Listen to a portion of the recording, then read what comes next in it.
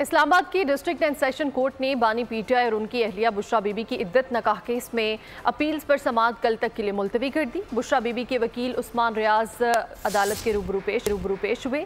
खाबर मानिका के वकील रिजवान अब्बासी के मुआविन वकील ने अदालत को बताया कि रिजवान अब्बासी 1 बजे आ जाएंगे। वकील बुशरा बीबी ने कहा कि रिजवान अब्बासी की जानिब से बार बार इल्तिवा मांगा गया है। जज शाहरुख और अर्जमंद ने रिमार्क्स दिए कि 1 बजे से लेट ना हो, आज लाजमी अदालत में पेश हों।